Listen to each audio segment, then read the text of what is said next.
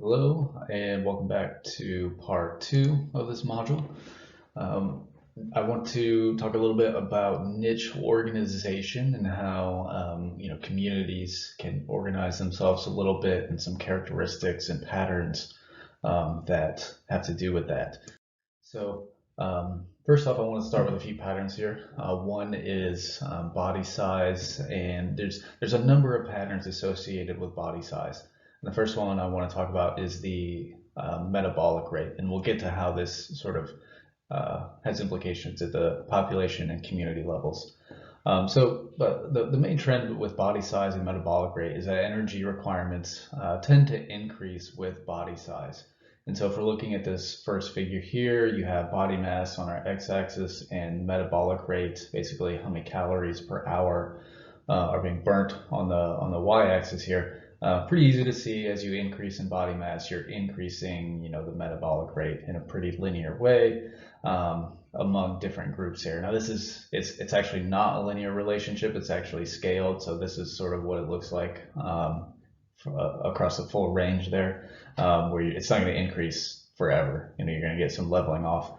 But something that's worth mentioning here is you see these two different lines here. What's going on is that there's two different relationships. So for total, the total calories you burn or the total amount of calories you require, that's going to increase as the size of the organism increases pretty independently of what type of organism we're talking about. But if you scale that to the mass specific, like what's the metabolic rate per pound of organism, or per mass, or per weight of the organism, it's actually going to decrease. And it might be a little bit abstract to think about that. So one way to sort of visualize this is like, if you had a mouse and an elephant, the elephant is obviously going to require more total calories and burn more total calories than a mouse is, but per pound of body weight, or per kilogram, or however you want to measure, per mass, the mouse will have a higher body rate. So the mass specific metabolic rate actually decreases as you increase, but the total energy requirements increase. And this has some differing implications. So that's that. The other side of this is that the storage capacity also increases. And so if you have body mass here, basically the difference between the requirements and storage capacity gets larger, and they're referring to this as endurance. So basically what this means is, if we go back to our elephant and mouse, an elephant is going to be able to store more energy in its body in terms of, like, fat, than a smaller animal will. And so it has more storage capacity, and these two things taken into account together create or I don't know if it's a paradox, but this relationship where large organisms have more what they're calling endurance. Basically, they're as an individual, if you're an elephant, you're less vulnerable to changes in the environment than a mouse is. And that's because you have more storage. So, if you can go longer without food or water. If the environment changes, the temperature changes abruptly, you might be more able to sustain that as a larger organism versus a smaller organism.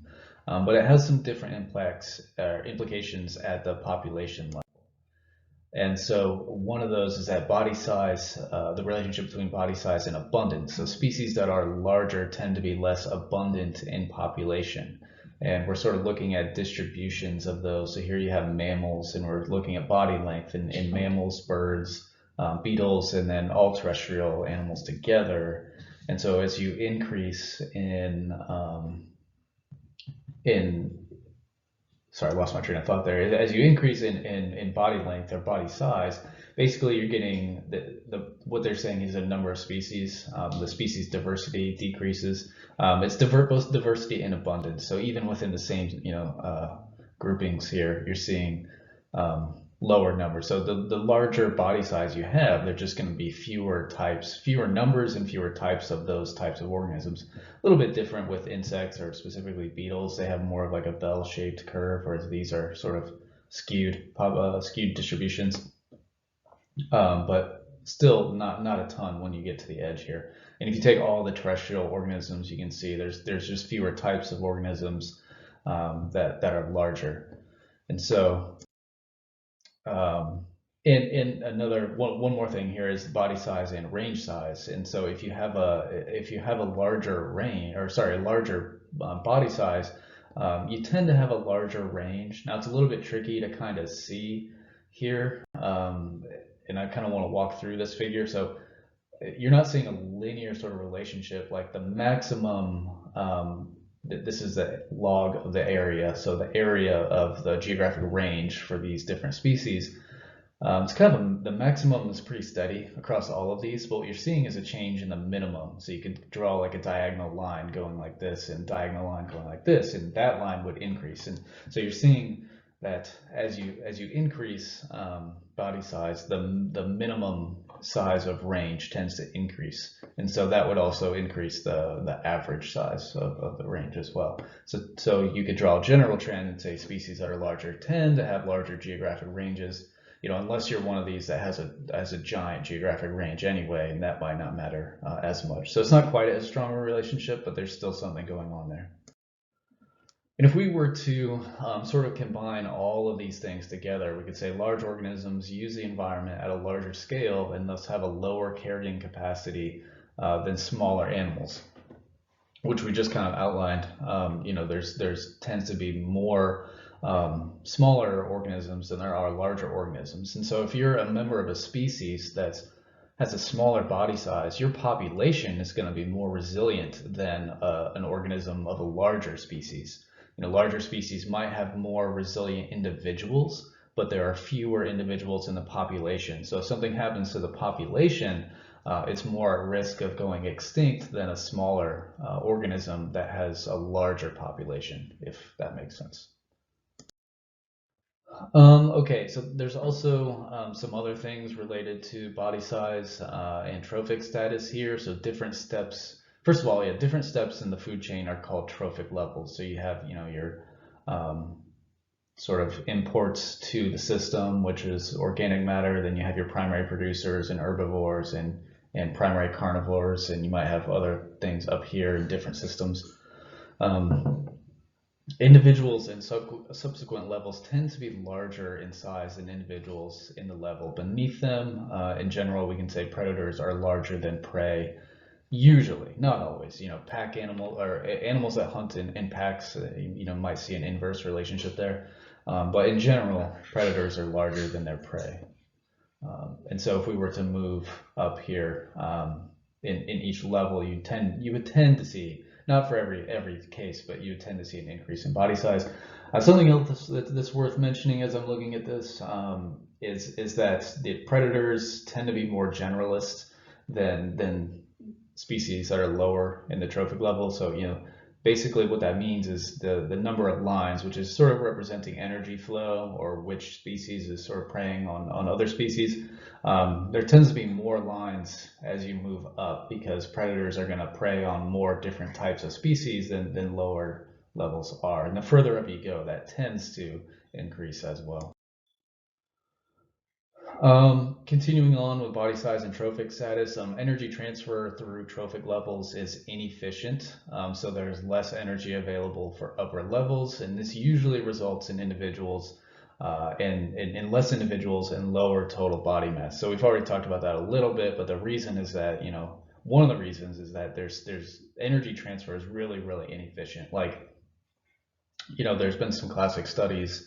I should have put a slide in here for this, but there's a classic study that showed in lakes like 10% of the energy is transferred from one level to the next, and that's sort of cited a lot.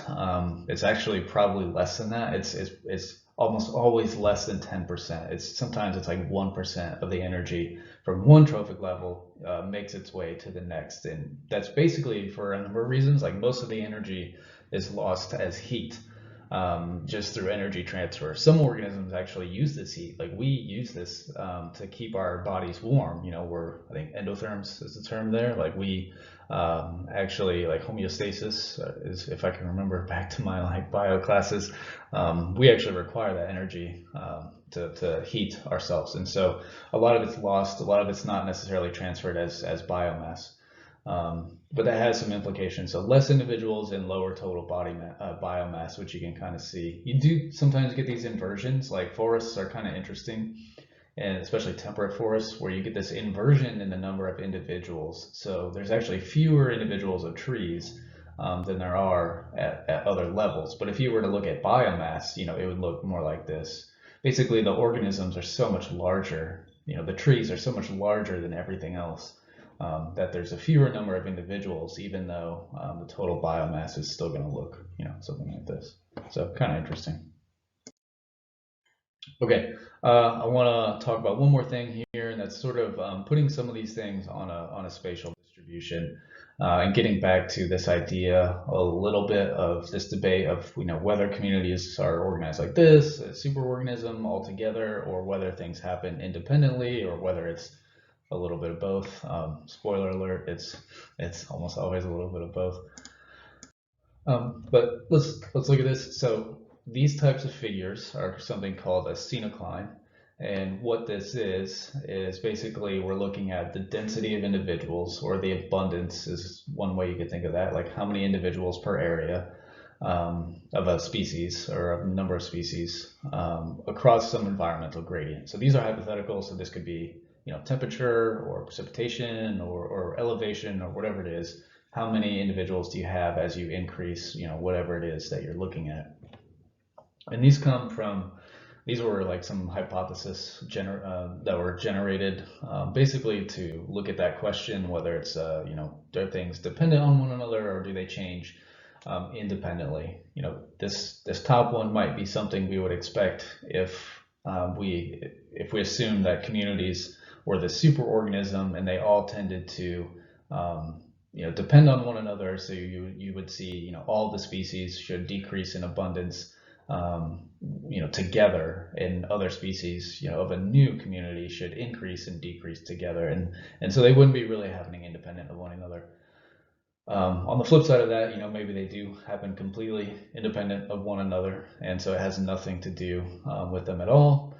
In reality, you know, we know it's going to be some, you know, nothing is going to, even if it was one of these two, like nothing in nature is ever that perfect as our mathematical models. So maybe it's somewhere in between here. And there's been some studies that have actually tried, you know, to look at this.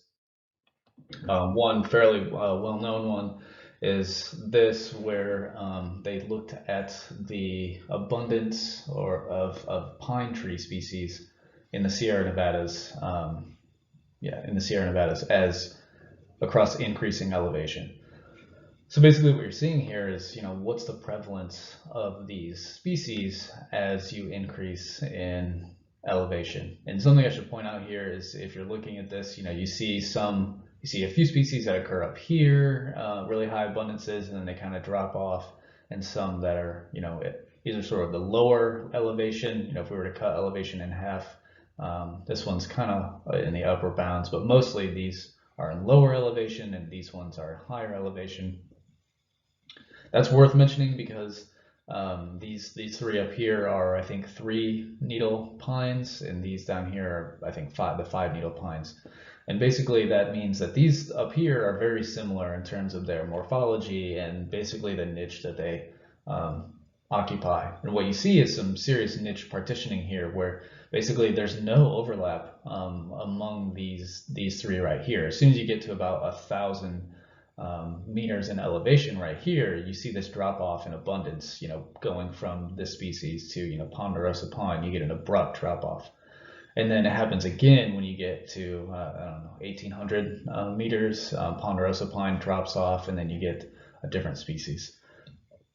So not much overlap, but you do see some overlap, you know, in the middle elevation, you see some overlap between this group and this group.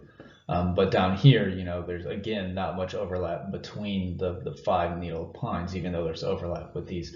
So, you know, basically you're getting somewhere in between. Like, yes, things do somewhat transition together, but there is overlap, and there's also niche partitioning that occurs pretty strongly to sort of competitive exclusion. So there's a lot of different things going on there. Okay, and to that effect, there's another reading. So keep working your way through here. This reading's about biodiversity as its own catalyst, and a study that looked at that and how biodiversity can increase on its own, and what are some of the limits of biodiversity. So keep working your way through the module, and I will see you in the next video.